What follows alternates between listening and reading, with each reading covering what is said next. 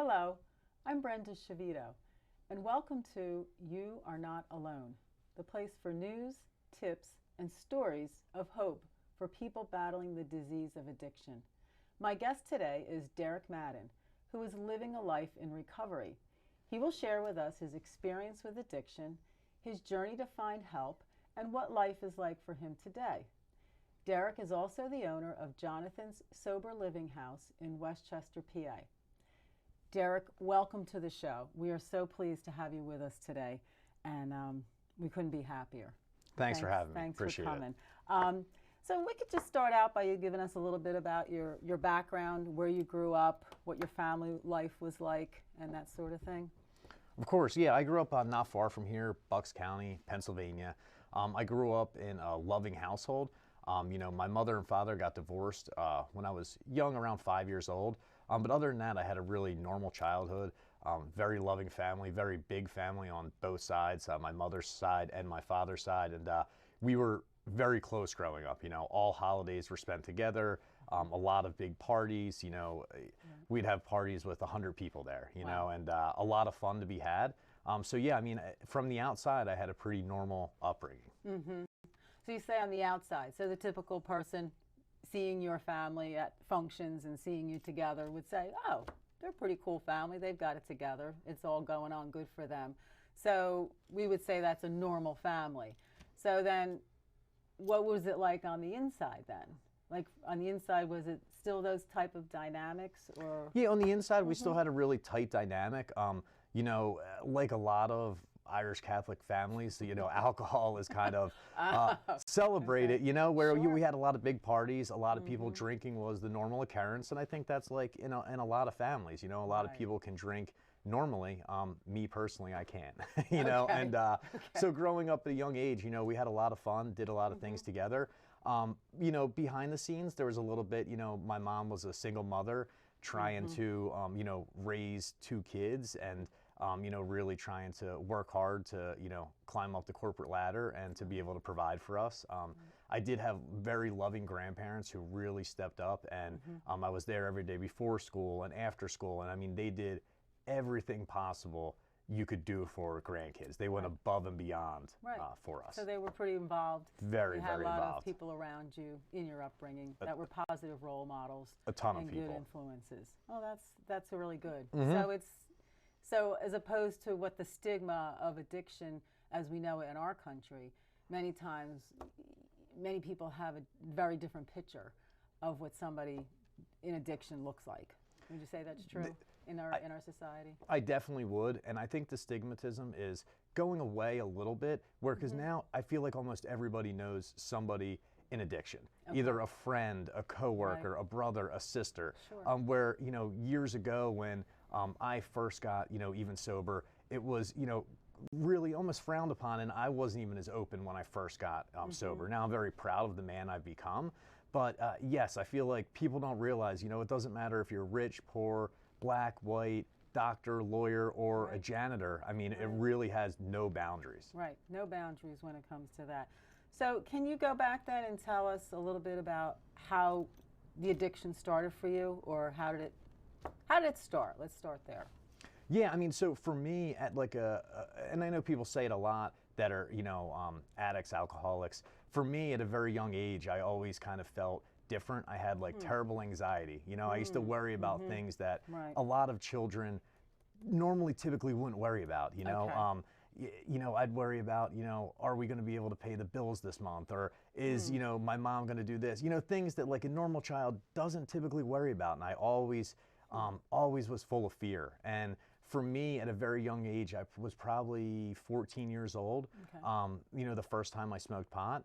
And, for me, when I did that, all those fears kind of went away. I Okay. kind of, Okay. it kind of made me Numbed it. forget about it and numbed all those feelings. Okay. And I remember some of the first times drinking and, starting experimental drugs, I was like, wow, this is that like aha moment. This is what I've been waiting for, all those voices in my head have kindly slowed down and I'm not worried about everything. Okay. So there was a little bit of anxiety with, again, your mom trying to make it with you and your siblings? You have a sister or brother? I have a sister. I have Okay. actually have 2 stepbrothers and Okay. 2 older half brothers. Oh, So okay. kind of a It's a Brady big Bunch family. blended family. Yeah. Right, right. But again, like you said, there was pieces of your childhood where anxiety crept in, where, like you said, children should not be having those fears if they're living in a household where there's love and support, which there sounds like there was. But these anxieties still kind of crept in where maybe they shouldn't have, but they did. So would you say then, with the smoking the pot and the alcohol, that kind of numbed you to what really was going on in your life? It definitely did. And in the childhood, like, we had everything we wanted. We were Right. financially supported. There was Right, no right. reason for me to worry Okay. about any of these things. Okay. It was just like the littlest things my mind would run wild with, Okay. And yeah, so I think the drugs and alcohol, it definitely did. It Okay. numbed all those feelings, all that insecurity, all that fear, Okay. all those, I have a fear of judgment. Always cared as a young age what people thought of me. Did I measure up to people? Right. Was I the popular kid? Was I Right. not? All Right. those things that a normal child probably Teenagers. worries about, teenagers, Right, but sure. I feel like for some of us, it was heightened. Okay. Okay. So your first experiences then were euphoric. They were great and numbing. So then when did it come to be that you felt, or you realized or recognized, that there was a problem with these substances? Honestly, looking back in hindsight, there was a problem way before I realized it and way before I admitted there was a problem. But, my recreational drug and alcohol use, even through high school, I was a blackout drinker. I kind of wore that with a badge of honor. For some kids, I can drink more than a lot of people. I can party harder than most people. If you want to have a good time, I'm the guy to go out with. And, I really enjoyed that, and the blackout drinking. And when I would do that at a young age, I would wake up in all that anxiety and all that fear because I didn't remember what I did the night before, who I might have offended, what happened, and the way to get rid of that was to numb it with, other substances. And, Right. For me, going through, I believe it was in my early 20s is when I realized I had had a problem. I decided to move to Colorado, and that was going to be my change of Okay. scenery, people, Okay. places, things. And Right. I remember I got out there and I couldn't get my drug of choice. And when I moved home, I remember it was only a couple days after I'd been home, and I woke up in a panic, like, where are my drugs? Where are my things? And I thought, oh my God, that was so quick for me to get right back into how I was right before I left. So you went to Colorado with intentions of building a new life, or was it, why did you go to Colorado? Was it for college or? So my friends were in college, Okay. and they were going out there. I okay. figured, okay, it'd be a good Okay. excuse to go out for a year, Okay. have a good time, hang out Right. with my friends. Right. Snowboarding was a big Okay. part of it. Okay. So it was more of that. Okay. It was around that time though when I realized that, wow, I'm physically dependent to drugs and alcohol. Oh, okay. So you were still indulging in drug and alcohol use while you were in Colorado. I was. Okay. I just wasn't doing as many opiates when I was there. They weren't readily Oh, available okay. in Okay. Colorado as they were in the Philadelphia area. Oh, okay. So then would you say then that your marijuana and then alcohol use and then that segued into opioid use? 100%, yeah. Oh, So, okay. backtracking, through high school, I did a lot of alcohol, a lot of marijuana, experimented with other things, psychedelics and some other things, but none of them were really my passion. And then I found opiates, Oh, okay. I actually got prescribed at a younger age. Okay. I was, I believe, 17, 18. I had hurt my back, and they had given me a Oh. prescription, and I've experimented with them before. Sure. But around that time is when I realized, like, that was the feeling that I was always striving for.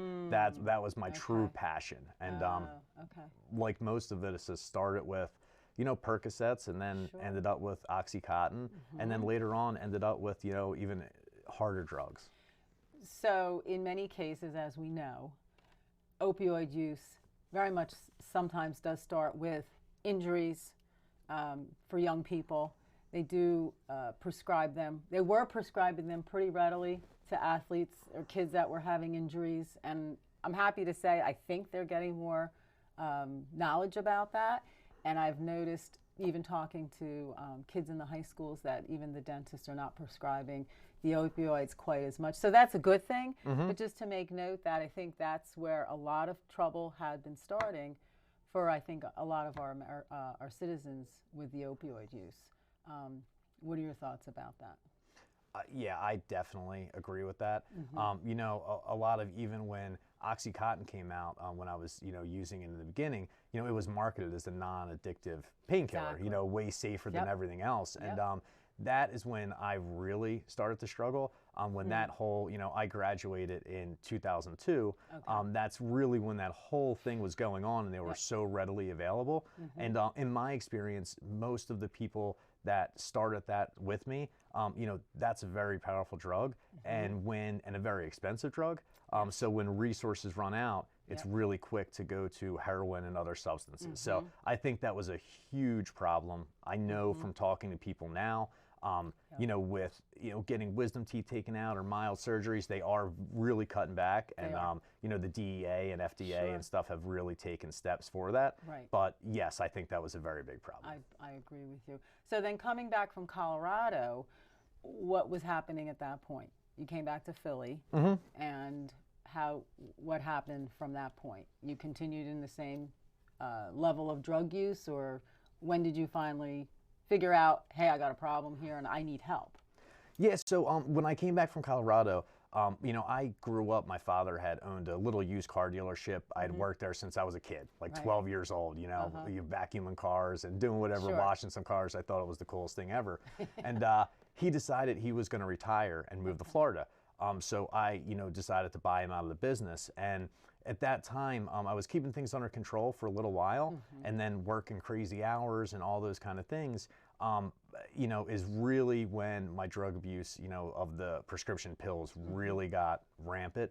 I still wasn't ready to admit that it was a problem. I thought, like many of us, I thought if I go to work every day and I, am a normal member of society, functioning, I looked at, alcoholism, drug addicts as if, that's if you're living under a bridge somewhere. I'm not a drug addict because I still have a house, I have a car, I have all these things. So I wasn't willing to admit it for years later, probably around like, I knew I had a problem, but I lied to myself, and probably around 26 is when it was apparent that I had a vicious problem.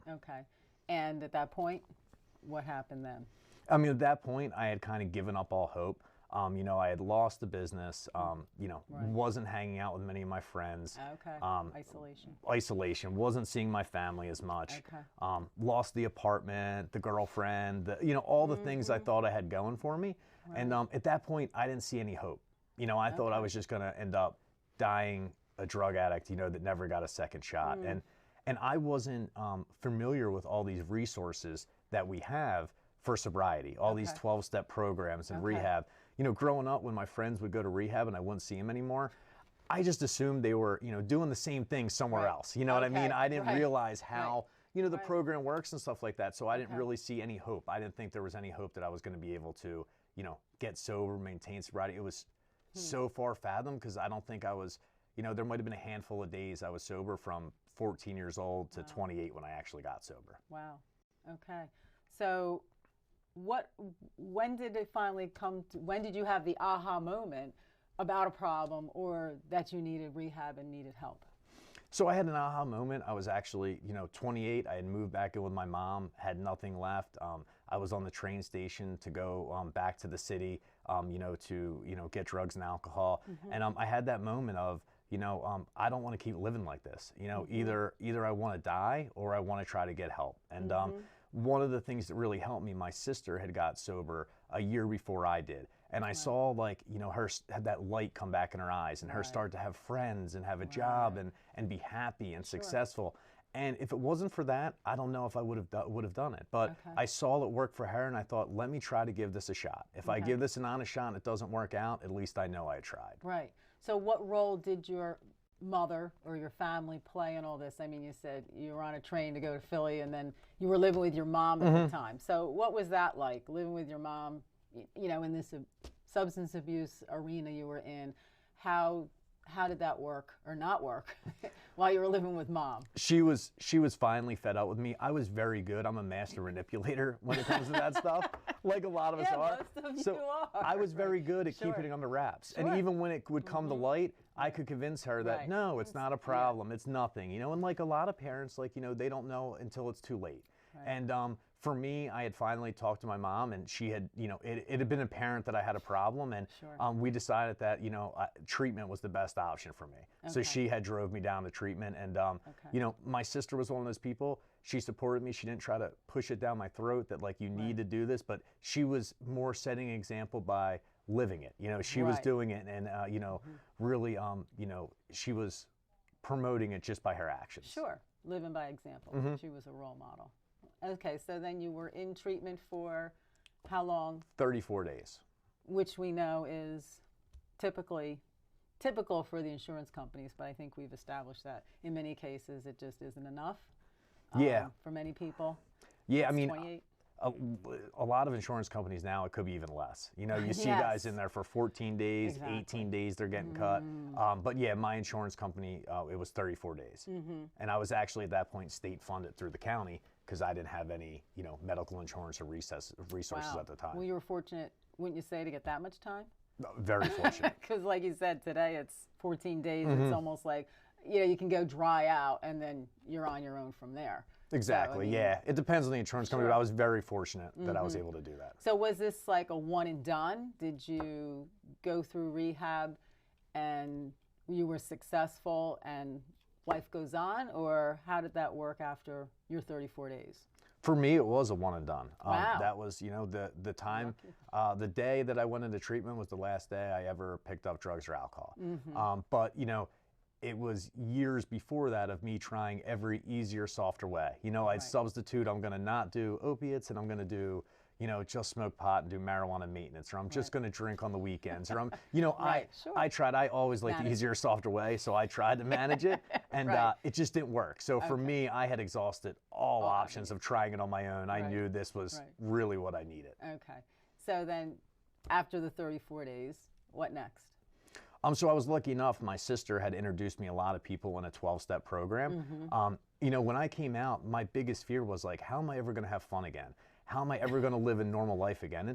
And not thinking, I wasn't having fun for years. You know what I mean? I was pretty isolated, alone by myself, you know? But in my head, it was like, you know, you see the beer commercials and, you know, the big parties and stuff. Like, that's what you fantasize about? That wasn't my experience towards the end. So my sister had put me in contact with people and really brought me around. And I had a great group of guys, you know, in a 12-step fellowship that really, like they say, loved me until I could love myself. Now, did you go home or did you go to a recovery setting? At the time, I did go home. Yeah, so I went home to my mother's house. And it was, you know, there was a couple recovery communities in the area that were full at the time. And I was actually waiting for a bed to open up. And by the time things had happened, I had really built up like a foothold of, you know, a really great fellowship, a sponsor, and all these things, you know, that made me pretty successful. So I didn't end up going to a recovery center. Okay. So after that, you were well on your way to living a pretty sober, happy, and healthy life. So what does that look like? What does it look like now? Well, yeah, from that point moving forward to the present day, what does that lifestyle look like? So what are you doing with your sobriety? Yeah, so my life, I mean, they say when you get sober, like you could have a life beyond your wildest dreams. And it's one of those cliches that I've heard so many times. And, you know, if I would have, in my wildest dreams at that point, I would have sold myself short. Because my wildest dreams were just, you know, waking up not sick from drugs and alcohol, not waking up withdrawing, maybe having a car, you know, a place on my own. And that was like a dream at that point in my life. And my life has done that tenfold. So, you know, getting sober, it was very difficult for me at the time because I had, you know, coped with everything with drugs and alcohol for so long. So, you know, all those feelings, all that anxiety, all that fear came up, and it was learning how to manage it, learning how to deal with it. And, you know, for me, it was really getting connected with a good group of guys, you know, starting a 12-step program, working through the steps, having a sponsor, having people I, you know, relied on. And shortly thereafter, you know, I got a job, which was nice. You know, I had got a car, Right. and I built all these lifelong friends. And Right. really through this program, you know, my whole life is dedicated to, you know, that 12-step program. You know, it Okay. gave me a life now. Like, since then, I've been able to, you know, get married, buy a house. I opened a sober living house to help other guys yes, through. Yes. Tell us about that. Tell us more about that. Well, so, you know, the same job I got in early sobriety was Go Green Lawn Service and Andrew's Lawn and Landscaping. You know, we're a family-owned business, and, you know, Andrew would give me a shot, knowing my background. And shortly after I started working there, he lost his little brother to an overdose, Jonathan. And, you know, it affected him and his family deeply. So he's always had a soft spot in his heart for guys trying to get their life back together. So we've hired a ton of guys over the years in early recovery, really trying to give them a second chance at life. That's so important. That's so important, because coming out of rehab, you know, when you go fill out an application, it's like, oh, well, where have you been? Where have you been working? What's your, you know, your work history like? And, you know, it's very oftentimes, again, is there that stigma still in the workplace? Like you said, it's changing, but it's nice to give people that extra kickstart with what you're doing. So you did indeed open a recovery house. Yeah. Tell us about it. Well, yeah, that was the thing. A lot of the guys that we had working for us, you know, it's tough to find affordable housing. And, you know, with the opioid epidemic being as bad as it is, there's not enough housing for these guys. And sometimes the worst thing they can do, I was lucky in my experience that I ended up, you know, going to my mom's house and being successful, but a lot of people aren't. You know, a lot of people end up going back to the same people, places, things, and, you know, they go, you know, wherever they're going to live and end up, you know, dying of an overdose. So we saw a need for it. So me and Andrew partnered up, and we opened Jonathan's House Sober Living in memory of his brother Jonathan, who lost his life to addiction. And, you know, we have a great, you know, we have a bunch of guys over there really trying to get their lives back on track. Guys that, you know, other people might have thought were last chance kind of guys, you know what I mean, that have been around the ringer. But in my experience, those are some of the guys that are the most successful in our house and doing, you know, the actual best and really turning their lives around. Right. That's wonderful. That's wonderful. So what is it like living in a recovery home or having a recovery home for a place for these fellas? What's a typical day like?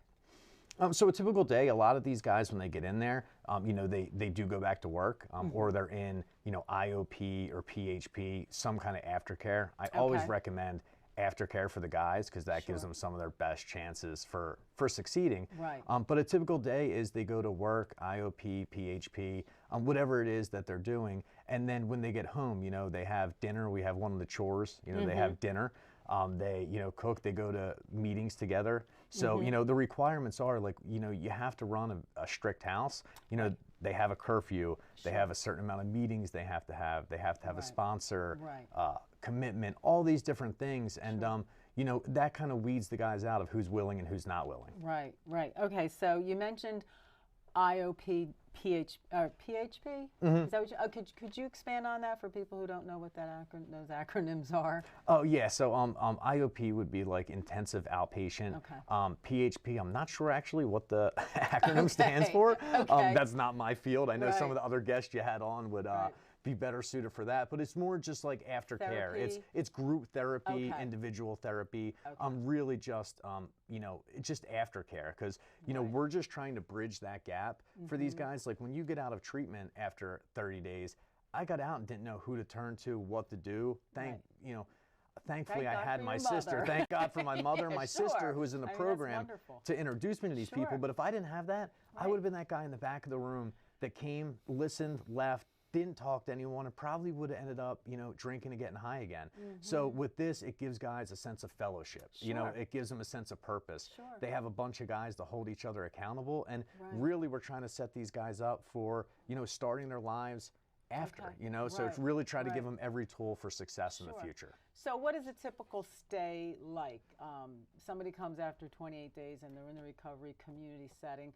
What would your hopefully, how long would they stay? What's the recommended time period that they would stay? we'd like guys to stay for a year. In my experience, being in recovery long term, the guys that stay the longest are the guys that are usually the most successful. Okay, okay. And working and living in that community gives them, like you said, that sense of engagement, belonging, community, because like we've said on our show before, there's so many that come out of recoveries that are out of rehabs rather that just don't have anybody, and that is, you know, more of a difficult way to become successful if you don't have that sense of community. So I've heard 6 months, I've heard a year, but to your point, I think the longer the better, to reinforce those positive behaviors and work ethic and becoming more functioning in society. So yeah, the whole thing is trying to become a productive member of society. Exactly. And like the whole point of your show, You Are Not Alone, that's how we feel. And that's how I know getting out of treatment, I felt so alone. And, you know, I needed this group of people to really pick me up and love me till I could love myself. And that's what the house does. And, you know, it's really rewarding to me to see these guys start to get their lives back. You know, for me to keep my sobriety, I have to be able to give it away. And that's why I'm a firm believer in trying to help all the guys that are in the same path that I was. Right. Well, it's wonderful. I think you're doing a great job. You know, you're putting it you're paying it forward. You know, you've encountered many people who have helped you along the way and who have embraced you in your sobriety and your recovery. And I think it's just wonderful. And I'm in awe of people like you who do dedicate their lives and going forward to help others. And it's been a wonderful discussion, and I've enjoyed having you on. It's been great information. And let me ask you, if people wanted to get in touch with you with more information to talk to you, how would they get a hold of you? You can reach me by email. You can email me at jonathanshouse834@gmail.com. You know, I can always respond to emails as well. That's great. And thank you so much for being on the show. Thank you for joining us for this important discussion. I'm Brenda Schivito, and remember that you are not alone in the battle against the disease of addiction. If you or a loved one need help or would like to make a donation, visit us anytime at angelsagainstaddiction.org. I believe that together we truly can save lives.